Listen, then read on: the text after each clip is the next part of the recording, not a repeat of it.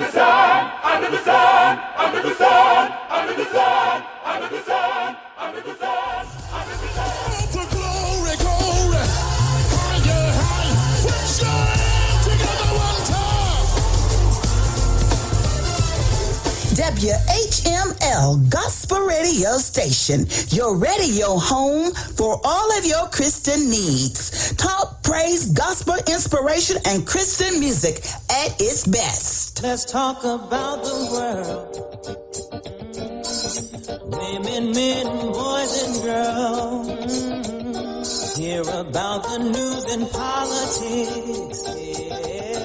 Education and relationships. You know if you turn into this show. The Duane Cherry Show. If you wanna know, the Duane Cherry Show. There's something beautiful. The Duane Cherry Show.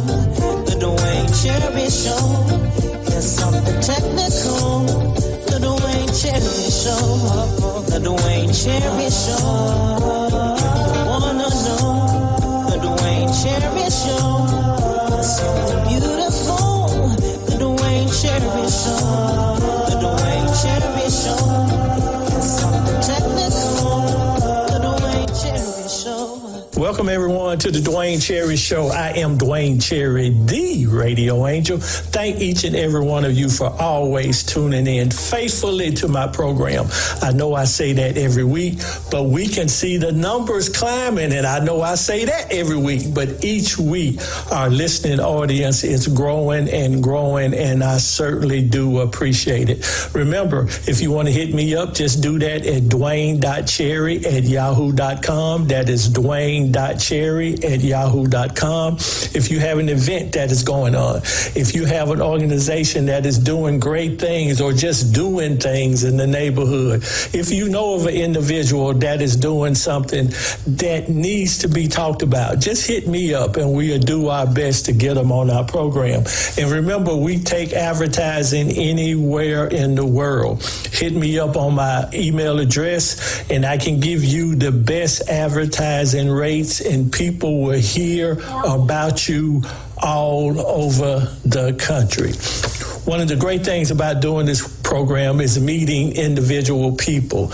I met this gentleman doing an interview that I did just a few weeks ago with the social group Chill Out, and he was one of the individuals that I spoke to, and I was just so impressed with him, and I wanted to just get him on as an individual and let's just talk to him. He's from Arkansas, and his name is Lenny Middlebrooks. He's a graphic artist, a military vet. He's done great things all of his life, and he has a very interesting life story, and he says his motto is never give up. Lenny Middlebrooks, thanks for being on the Duane Cherry Show. Thank you, Duane, for having me on. I appreciate it. Internationally known and locally accepted. That's all I can say. You got a slogan now I'm going to use, so I appreciate that. I might take that from you. I always throw you a tidbit every time I talk to you. I throw you a little bone to chew on, and okay, that bone tastes good, so it's good. Yeah, hey, that's going to work. That's going to work. Lenny, you are originally, where are you originally from? Michigan? I'm originally from Cleveland. Okay. Same as John Long and Joyce Hester and a lot of people in the group that you mentioned earlier, Chill Out. There's a lot of Clevelanders in there. That's actually where that started from. So, but yeah, I'm from Eastside Cleveland, born, bred, and raised. Okay. Now, you went to Cleveland, finished high school in Cleveland. High school. Okay, what did you do after high school in Cleveland? Is that when you went to the military? Got my associate's degree at the Ohio School of Broadcast Technique. Okay. Also, on top of that, I did 2 years at Cleveland State University doing journalism. Mm-hmm. And that, with art and what have you, kind of got me going. And then all of a sudden, hey, I said, bell bottoms look nice. Let me join the Navy. And I joined the Navy. Well, so that decision was just that quick. Yeah. I was watching a Navy commercial one morning. I was just sitting at the house. We had about 9-10 inches of snow on the ground. And I said, them bell bottoms look pretty cool. And now, let me just go down and see what I can find out. So I went down to the Felder building, talked to a recruiter, and about 4 months later, I was headed on to Great Lakes, Illinois. Yeah. Now, could you swim? Yeah. Okay, all right. Because I just asked that because, we as African Americans, sometimes we have this problem that we will enroll in the Navy, but we can't swim. So I was just asking, could you swim? Well, here's the thing. I didn't want to swim the way the Navy wanted me to swim. They want you to put your legs together and all that stuff, jump off this 12-foot platform into a pool. I'm used to diving off the side.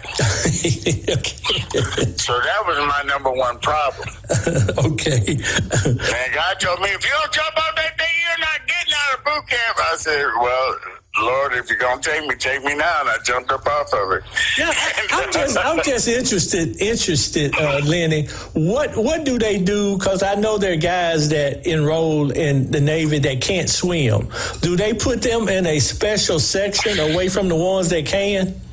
Pretty much. If you don't pass the swim test, you're not going to the Navy. Okay. It doesn't make any difference what your rank is. You got to at least be able to swim. If you can't float, then you're not going to the Navy. So they teach you how to float. They try to. Not everybody makes it, but they try to. Okay. Yeah. I never thought about that, but yeah. Okay. We had pools all over Cleveland, so there was no excuse not to know how to swim. Okay. What was the highest rank you received in the Navy? I went E5 in the Navy. Did two tours, actually 3 tours. First one in Norfolk, Virginia, and then I went down to California for 2 years, and I came back to the East Coast and did North Carolina area and then Florida until I got out in 88. Okay. How long did you serve? 10 years. 10 years. Now, I think I've asked you this before. Now I'm going to ask you on the radio.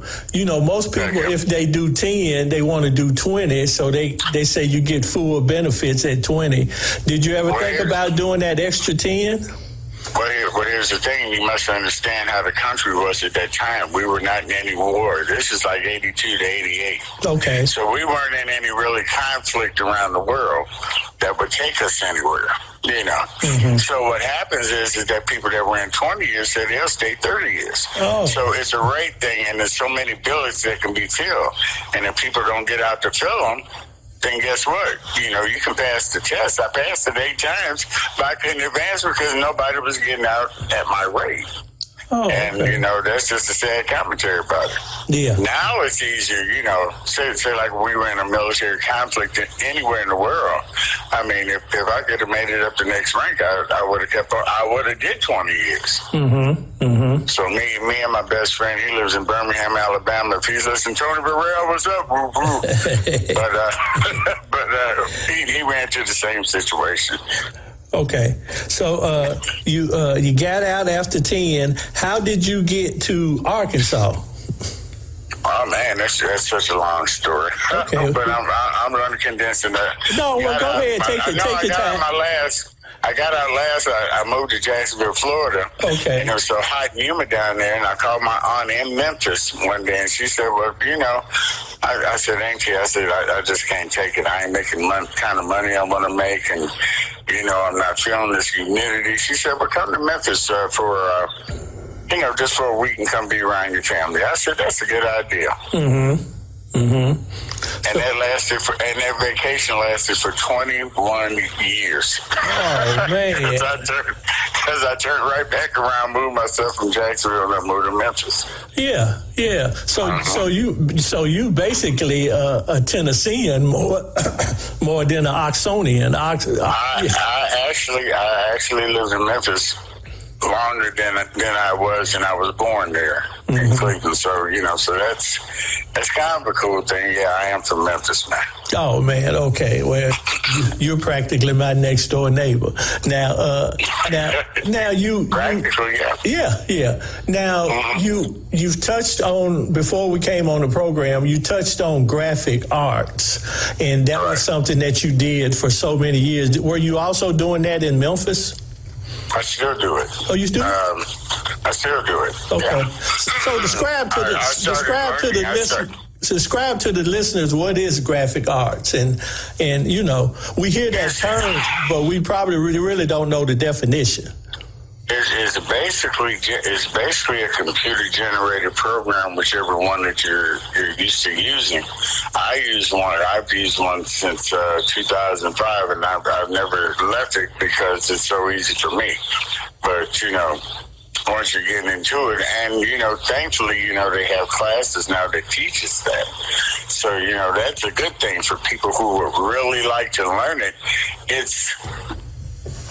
It's hard to describe if you're not into it, but if you're into it, and there's a lot of people out there. There's a guy I work with, and he is such a great artist. I mean, pencil and all that. And he was asking me the other day about it. So I said, I'll send him some information, or either I could download the program to him. It's very diverse, Graphic arts goes everywhere you look, so. It's wild. I'm basic. Some of these guys are so wild and out there, that I can't touch them. I'll be honest with you. I'm 65 this year, so Yeah. I don't mind learning nothing new. Yeah. I know what you mean. You know what I'm saying? Yeah. And why should you? That's right. If it ain't broke, don't fix it. So graphic art is basically taking art. Graphic art. And now, how do you promote it? How do you sell it? How do you move it? That's in posters and things like that. That's like in Chill Out. Okay. All right. I'm just trying to make it simple for our listeners. Yeah. If you ever see the cover pictures, the cover photos of Chill Out, I pretty much do all them. So. Okay. Yeah. Every time you're looking at a new cover, you're looking at new graphic art. And I do borrow pictures. I borrow pictures from contributing members to add to it. So. Yeah. But I think we all take something and touch it up and make it be our way. So what did you find satisfying about doing graphic art, Lenny, for so long? Well, see, I also do video and photography too. Okay. So I can incorporate all those situations into one big thing. I think I sent you a video I did about a year or two ago. Yeah, you did. Yeah. So that's incorporating everything that I just started about: video, photography, graphics. For me, the sky's the limit. It's just how I'm feeling and what I want to do. But for others who would really like to get into it, they really need to study. And like I said, they have classes for it now, so you have to get introduced to it. Me, I got introduced to it on the back end because I was basically doing tapes. Okay. Then I went to DVDs, I went to CDs, and progression. So things change. So you have to incorporate what those things are, that are going to bring value to your product. Yeah. So that's basically it with me. Just to make sure that the product I put out is good and they like it. But I'm not necessarily that deep into it as I am photography and video. Like this weekend, they have a kids' day that they're doing bicycles and backpacks for the kids, and I was actually go out there and do pictures for them. Okay, that's what I'm basically in this town known for, photography. Okay, all right. Hold on, Lenny. Let me take my first break. Ladies and gentlemen, I told you my guest is a great guy, good individual. We're slowly becoming friends. Lenny Middlebrooks right now, you living in Little Rock? Oh no! I wouldn't live in Little Rock to save my life. Okay, I live in Blytheville, Arkansas. He lives in Blytheville, Arkansas. And ladies and gentlemen, Right. we'll be right back in a few moments after these words from our sponsor.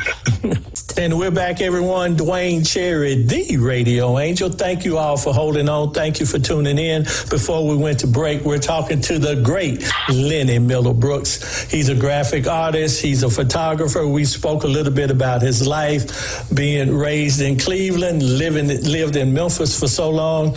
Now, you told us right before we went to break, Lenny, that you were a photographer.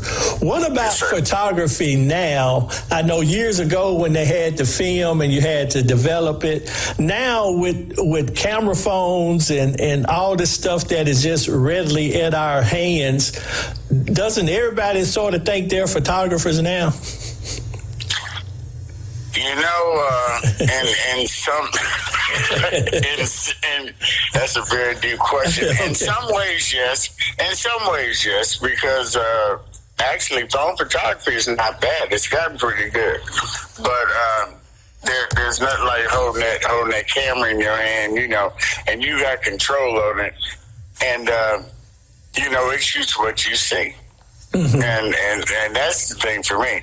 I mean, you know, if you can't negotiate a regular camera, you know, where you're making settings and everything to make the picture sharp, then that's anything else is just a snapshot. Oh, okay. To me. Yeah. Anything, phone pictures and all that, those are just snapshots. That's not a picture of something that you want to convey to who's looking at it. And that's the way I've always looked at photography, you know, and I could take 300 pictures and keep 30. With a camera. They convey something, they convey something to me, and I look at them, I kind of like that, you know, because I'm my biggest critic. I'll tell anybody, I am my biggest critic. Well, I really am. I think we all are. So now, Dylan, but Lenny, you know, you don't even hardly see a camera available anymore. You go in department stores and no one's selling cameras, and how have you been able to maintain that focus on camera photography? Do you see? I know you work at a retail place. Do they carry cameras in there?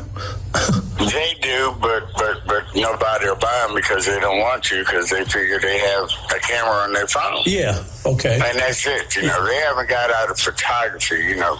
Taking a picture and photography are two completely different things, you know.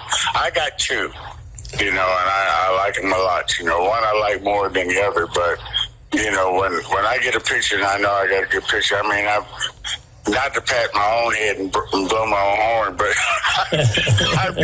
I've got dozens of pictures that have been here local in the paper and whatever, you know, everybody in town. And, you know, that kind of makes me feel good that I pretty much know the town. And they know me, you know, and most of them pose up for me. But, you know, even those are just snapshots. I want a picture. I like taking the off pictures where nobody's looking at me. I'm taking it as at random, you know. Those are the pictures that I like to take. Mm-hmm. And nowadays, kids playing and stuff like that, you know. Yeah. And you know, nowadays too, Lenny, we may be on an ego trip because nowadays everybody likes to take pictures of themselves, you know. And then post absolutely. Absolutely. You know. Yeah. Take pictures. I still do that on occasion, but you know, you got to keep your limits. You know, all of us ain't all that, okay? I just put it like that. All of us are not all that. So, hey, on social media, it's a lot of us that don't think that. You can believe. Well, sure, show me the picture. But hey, okay, we've seen the last 25 or 30. All right, you're still the same person. That's just being honest. Okay, I don't want to see you that much. Okay. Yeah. So, where do you see camera photography 5 years from now? Do you see it slowly disappearing? It's going to be completely digital, or just phone. I don't think they'll work that. They'll still work that tough on the 35 millimeter format because that will never go away. Okay. That's the format that pretty much everybody does, unless they're big-time photographers, with bigger cameras. But the older stuff, some of it will go away, but not much. Yeah. Digital photography will never go away. That was a blessing to anybody that really likes to take pictures. Yeah, I think that's true. So I guess nowadays of celebrities or people that used to have a photographer traveling with them to take pictures of what they did in the past and what they were doing with his family, I guess those days are gone too, aren't they? Well, there's always paparazzi. If you're a big-time star, there's always paparazzi. They're going to get your picture somewhere. But I don't know. The whole world is just getting in such a strange dichotomy these days, that you really got to scratch your head anyway. But my assumption would be, the way I see it, is that 35mm photography in its format will never go away. Oh, okay. You just have to find it. But phone photography takes that over 5-1. But like I said, there's a difference in the quality. Mm-hmm. And that's just my opinion on it. Yeah. Do you miss the days of I know now where all our music is streaming from everywhere? But I just put a new system in one of my vehicles, and I actually added a CD player in with the new system. And the guy thought I was crazy, but, he he was like, what? He said, man, I hadn't anybody asked for a CD player in years, and I added that. But, sometimes, Lenny, you just miss that. You miss the days of the CDs and just popping one in your car and playing and listening to what you want to hear. I tell you what, I have about 6 racks of cassettes. Oh, and you asked me about my life. I also back in the day DJ.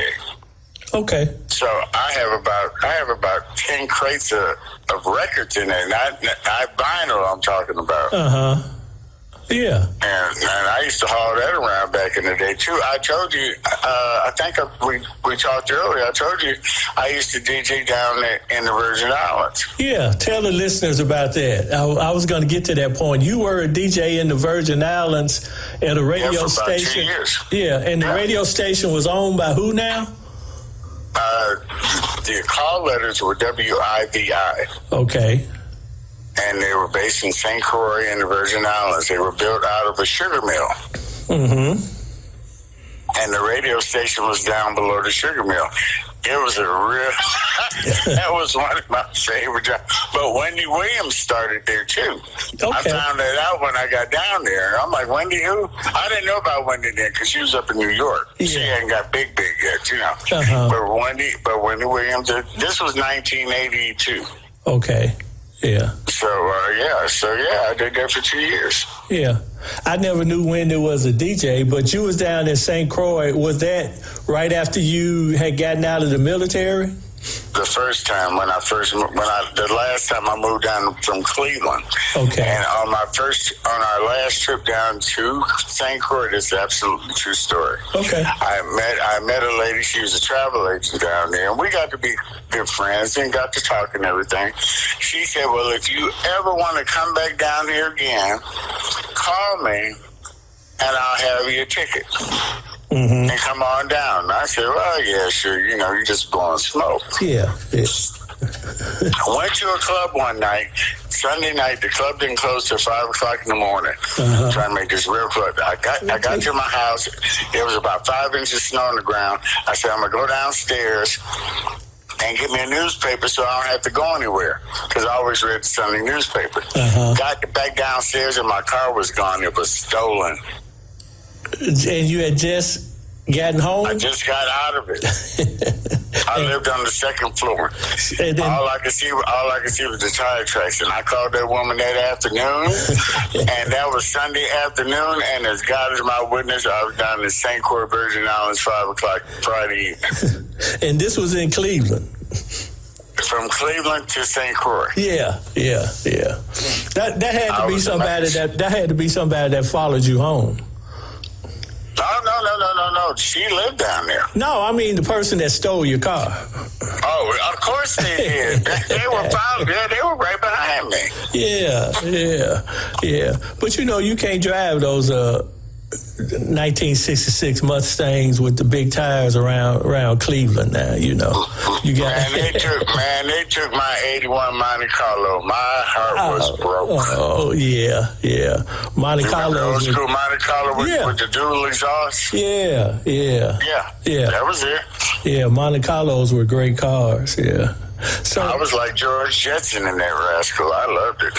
But, and I decided it was time for me to go somewhere else, so that's what I did. But from St. Croix, that's when I rejoined the service and I went to California. Okay. Now, I didn't know you had rejoined the service. I rejoined the service after St. Croix. Oh, okay. All right. And was out in California. Then I moved from California to the east. Mm-hmm. Little did I know while I was driving that my father came down here to Blythe right here. And I called my cousin in Oklahoma City, and he said, well, you better come quick because your dad's in the hospital. I'm like, in the hospital? Where? He said, here in Blythe. So I'm rolling from Oklahoma City to Blythe. Mm-hmm. High sugar. They said as soon as he got out of the car, they had to take him to the hospital. I said, isn't that something? So he was so sugar high, he didn't know who I was Monday, but I went back Tuesday and talked to him, and he was a lot better, but we lost him that Wednesday. Oh, man. Point being that I didn't even know he was sick when I left California. Mm-hmm. Everything happens for a reason. Yeah. God gave you that chance to see him before he passed away. You're right. I just wanted to share that story to folks, that listen to your show. Hey, everything happens for a reason. Why would I be coming down, going to another duty station? I didn't even know what was going on here in Blythe. I just gonna stop, Mm-hmm. And if I hadn't made that call, but Yeah, you never know. Take life seriously, folks. Take life seriously. Yeah. It ain't no joke, but make it fun as long as we're here, man. We got to keep positive and we got to keep strong. Okay. Hey, let me take my next break, Lenny. Ladies and gentlemen, my guest, Mr. Lenny Middlebrooks from Blytheville, Arkansas, and we'll be right back. WHML Gospel Radio Station, your radio home for all of your Christian needs. Talk, praise, gospel, inspiration, and Christian music at its best. And I'm back, everyone. Duane Cherry, the radio angel, with Mr. Lenny Middlebrooks from the great state of Arkansas. Lenny, we've talked about your profession as a DJ and a digital artist. We talked about you being in the military. I know one thing that you like to do is you like to inspire others to go after their dreams and after their goals, because you said right before we went to break that, hey, life is too short and you just never know what the journey is. And I know one thing that we talked to prior to coming on the show or talked about was telling people to never give up.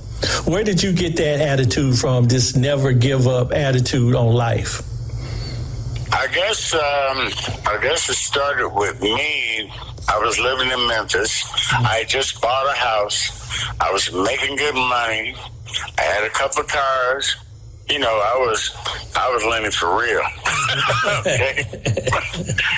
And I went to work one day, and the guy, usually it was a Friday, and I was cleaning up, and I said, well, I'm getting ready to go on home. He said, well, Monday you ain't got to worry about coming in. I'm like, excuse me?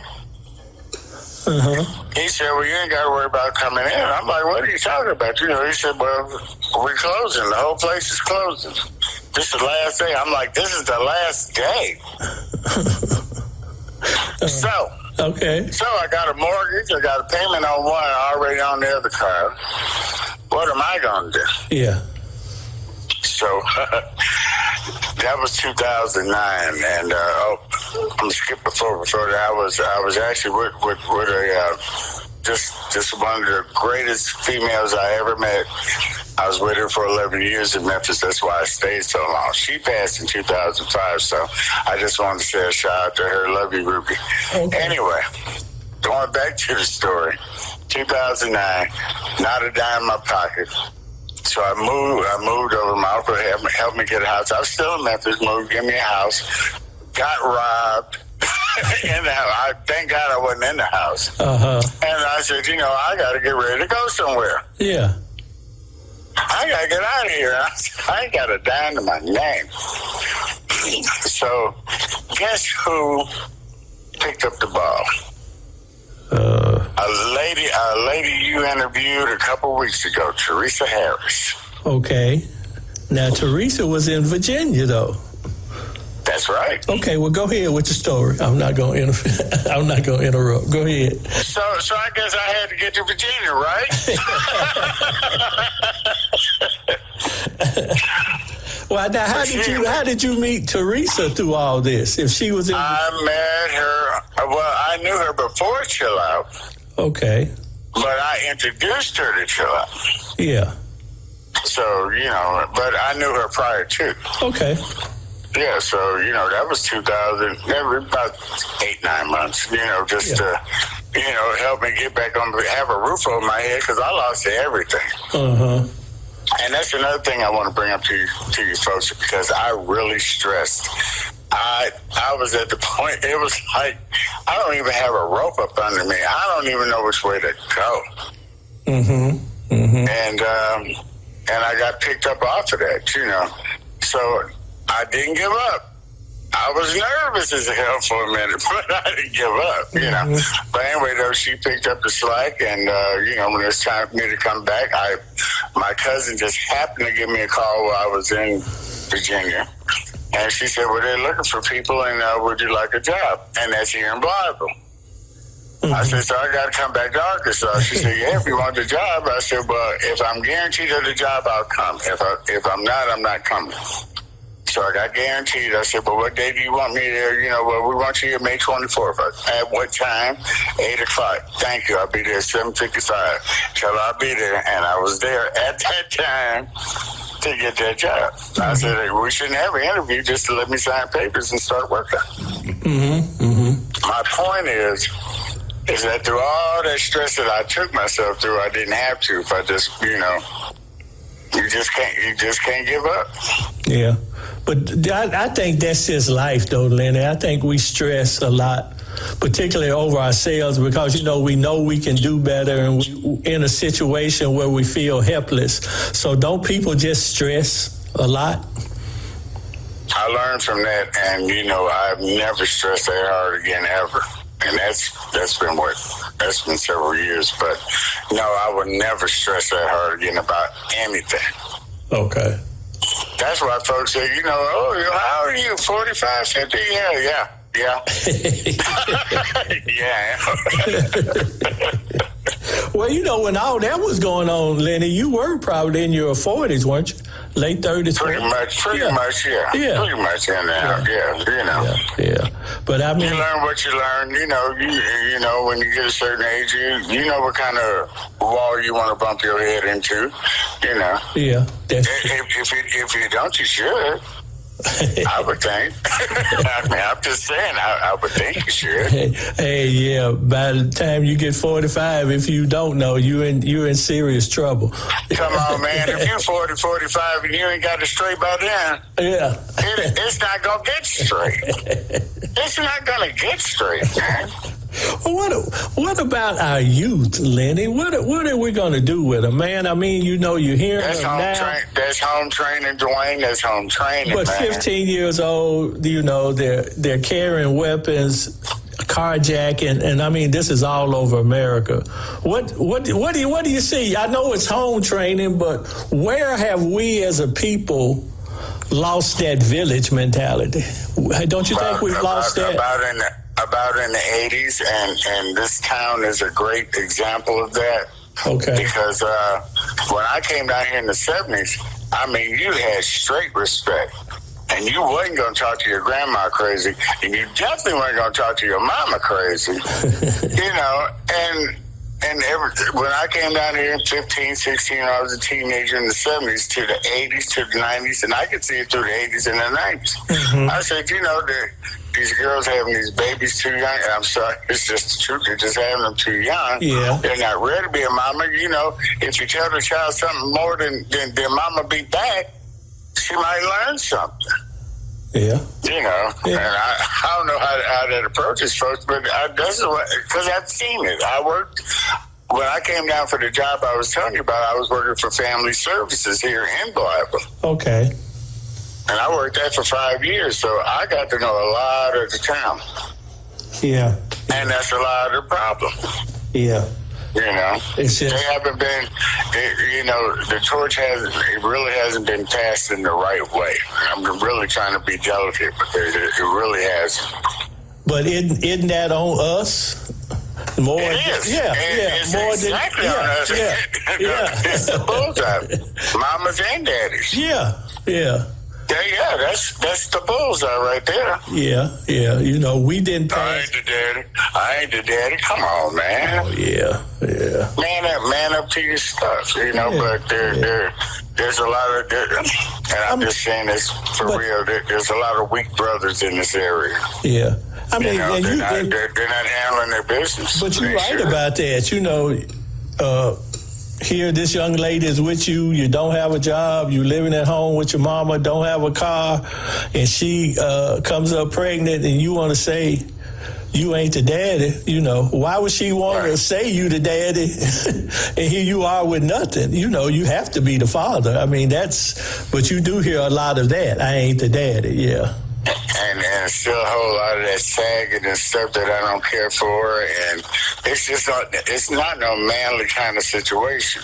Yeah. If you're a man, you're a man, but you want to try to be a boy. Yeah. You're not going to get anywhere. You have to get some skills, and that's the sad part. A lot of the older men have not taught a lot of these young men. I'm not saying all of them, because there are some great young men here in this town. They really are. And I just get a tear when I'm looking at them, because they're the future. Yeah. But for the other ones, it's basically, it's like they're just throwing them away, and they're not getting it. They're not getting life. They got to listen to their partners and get information from them, which ain't necessarily the right information. Mm-hmm. You don't have a man figure to express to these boys what they are. There are some good ones here in this area too, so I'm not going to discord them. But how many can you reach? Yeah. It's a tough situation, man. I really wish I had an answer to it, but I just look and observe. I work at Walmart. I'm a greeter. I see people all day, every day. Yeah. And now you're starting to see our young ladies. Well, they've been doing it now for a couple of years, coming out with bonnets and house shoes. So you would not absolutely believe.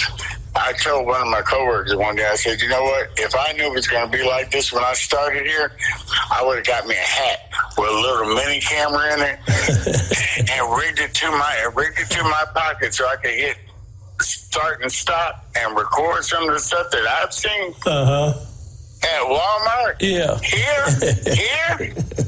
Oh man, you'd be talking to a millionaire, man. I put that on the screen, and oh my God, yeah, you gotta be kidding me. Hey, and that's just one store. I'm just gonna say this, Duane. I love my people of Mississippi County, Arkansas. Yeah, I love my black people too, Lenny. It don't matter what color. I love them because I tell you, if you see the things that I see on a daily basis, you would be amazed. Yeah. Yeah. You would be recording live right out there at the doggone in the lobby. Yeah, I'm Duane Chair. I just want to talk to a couple of folks here. Hey, how you doing?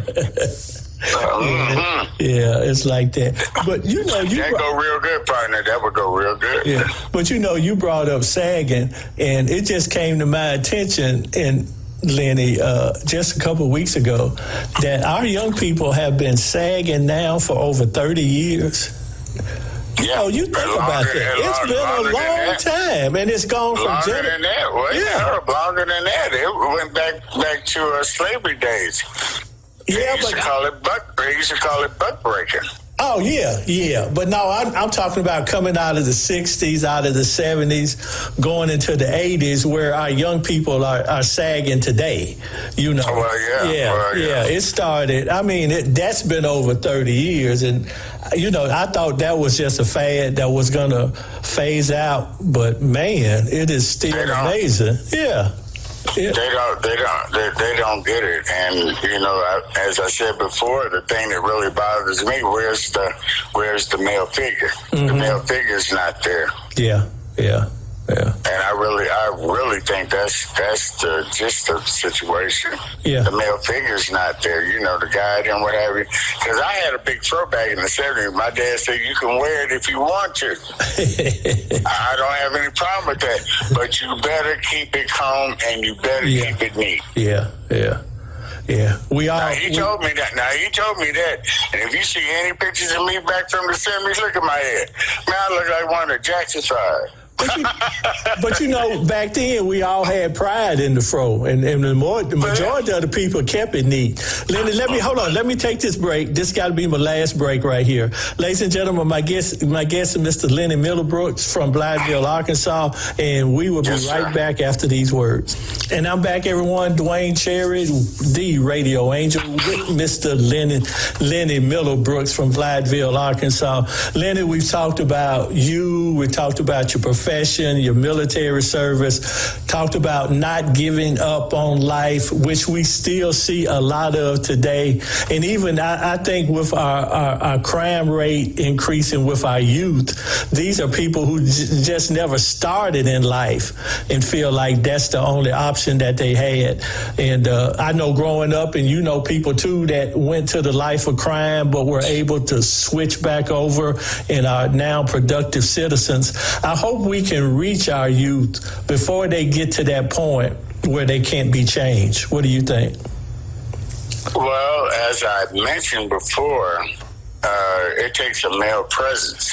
Yeah. I had a chance to, unfortunately, because of my schedule, I couldn't, but they're offering a mentor program here at the Arkansas Northeastern College. I was honored to be asked to be a mentor, and I would have loved to be one, but with my schedule as it is right now, I couldn't participate. But I will try to participate with them before. I did it one time over here at the high school, and I enjoyed doing it. Had a bunch of boys, and you know, we just talked about life. You know, So that's basically what they need. You know, they need somebody, you know, to say, well, you know, he looked like me, and you know, ain't no telling what he's been through. You know, if you get one or two kids, that's great. You know, so I agree with you. I think we're going to have to stop looking at numbers and just, like you said, if we reach one or two or three at a time, we're just going to have to roll with that. I certainly agree with you on that.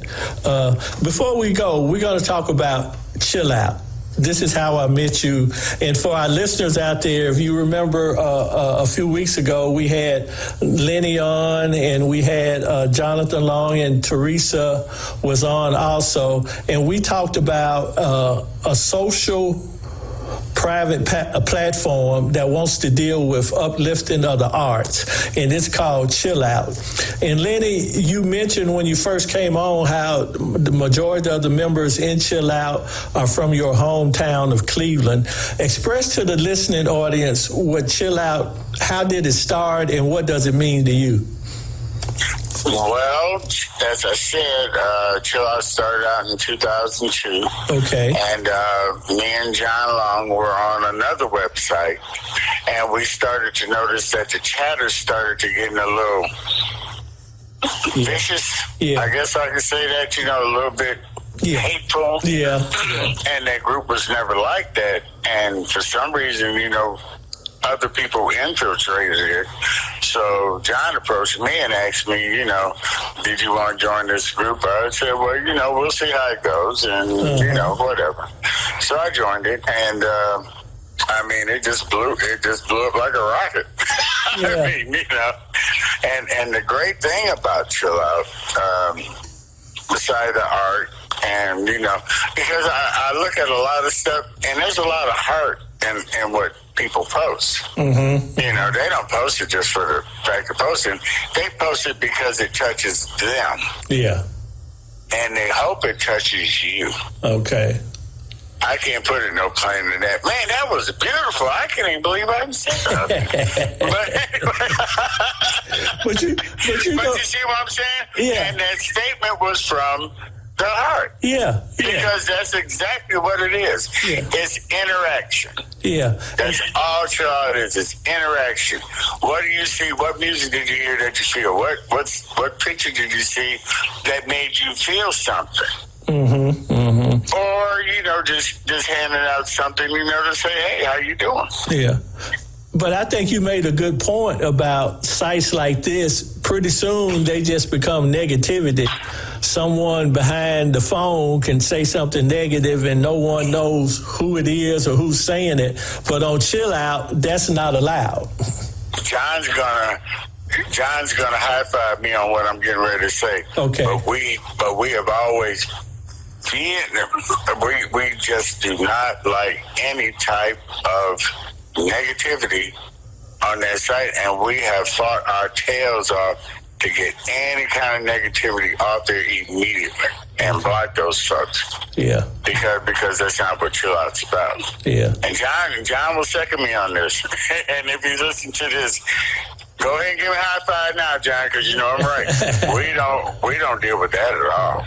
At all. Yeah. But I like the slogan that you came up with. It's a place where particular people populate. Absolutely. Yeah. Absolutely. Yeah. We've had people from theater, from the arts, from like you, from radio, TV, and what have you, who have either investigated or still a member, or have at least had a chance to see what Chill Out's about. And that's a big thing. To me, that's a big thing that somebody like that would have the thought pattern to come down and see what these two knuckleheads from Cleveland put together. And that's exactly what I feel about it, Yeah. John didn't know what was going to happen. Hell, I didn't know. I thought I was going to be the only member. Yeah. So guess what? See what's up on there, Yeah. I mean, it's just a kaleidoscope of everything. Mm-hmm. It's a kaleidoscope of everything. And then, also there's the questionnaire or the pledge that you have to take before you even allowed to enter the Chill Out website. There's a couple of questions, What questions are those? I ain't never seen them. Oh, you hadn't? Okay, all right. No, what are they? What are they? I can't remember. But I really haven't seen them. Yeah, you got to make a little pledge now. Oh, okay. They check you out and see if you're cool or not, or if you're a robot or whatever. Okay. Yeah. I'm not on that end on it, man. Okay. I'm on the art end. So, that technical stuff, we say that for Miss Danita Jones, and thank you for being such a gracious lady and the head of admin. She's been doing a great job, Duane. Yeah, she has. She's been doing great. As a matter of fact, I'd like to give a shout out to all of the admins, Well, do you know their names? Great, George Hester, and who? Pat Wingfield. Okay. Man, see, you get me in trouble. I know. See, that's why I was saying I didn't want you to do it. That's why I said, did you know their name? You know how it is when you forget someone's name. Go ahead. I get cussed out. I've been up since 3 a.m. I'm sorry. I had to work today. My mind's not snapping at you. Oh, man. This is one thing I love about this show is people like you are just so gracious to come on and give me their time and their effort. And, when we playing this, you said, yeah, brother, I'll be able to make it. I didn't know. And that's another thing, and that's another thing I'll send out to your listeners. Never make a promise that you don't keep. Okay. Good. And I promise you, brother, and hey, I'm here. Yeah. And another one also, what our daddies and our granddaddies used to say, your word is your bond. Your word is your bond. Yeah. Every time. Yeah. had one today. I know we reminiscing. I went to the mailbox and there was no mail in the box. And my grandmother used to always say, no mail is good mail. I know that's right. Man. Yeah. Well, thank you for reminding me of that, because I got my water bill tonight. And I guess I'm going to have to go up here and because things are going up in Arkansas, and for whoever else is living around your radio area, but they already know everything's going up. Yeah, yeah. I looked at my water bill, I was like, man, next time I take a shower, I'll use a thimble. Yeah. This is crazy. We got a minute or so left. When can you remember, when was times like this again? Was it the 90s, 80s? It was the 80s. Yeah. But it didn't affect me, though, at that time, because I was in the service then. Okay. So it didn't bother me, but I heard about it, yeah. It's crazy then. Same thing. Yeah. It's the same thing. Yeah, it is. It is. Man, before I let you go, give our listeners a little word, drop some knowledge on them, give them a little word of advice about keeping a step up a lip, like they used to say, and keep on keeping on, if you would, Lenny. Man. You can do it. I guess the only word I can give is my motto. What's that? Adversity introduces a man to himself. Okay. Yeah. Yeah. That's as deep as I can go, or deep as I can go on that. Yeah, you're right. But it really does. You know, when you've been through some stuff, and you've been through some really hard times, man, when you get introduced to yourself, you're going to find out. Yeah. You're going to find out. You either win or lose, man. You got to go for what you know. Yeah. And that's the way I've always been. You know, I try to stay as positive as I can, and this crazy world that we have revolving around us, and the things that are going on in this world, and all the brouhaha, I always still say it's still a wonderful world.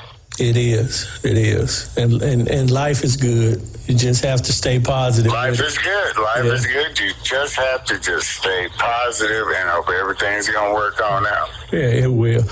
One thing I tell my listeners, too, if somebody knocks you down, that's on them. But if they come back 6 months later and you still lying down, that's on you.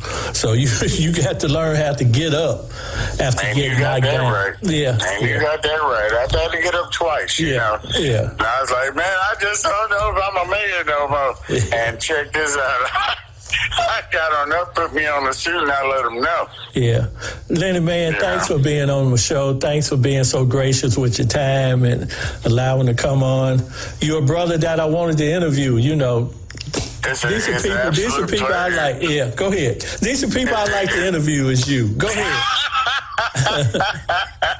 No, it's just an absolute pleasure. I'm tickled to death, you know, that you even wanted to interview me. So, you know, because I'm shy, right? Right? Yeah. But anyway, okay. Anyway, okay.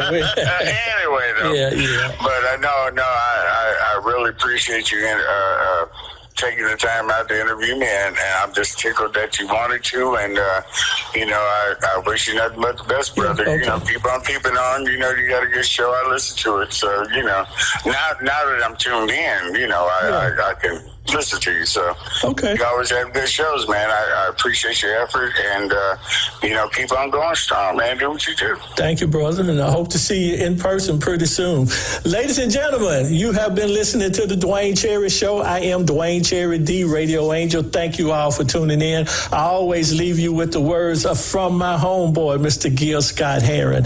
It's time for you to create the change and stop being about to change. The change that you want in your life, it's time for you to step up and do it. Until next week, same time, same station. God's blessings to you all.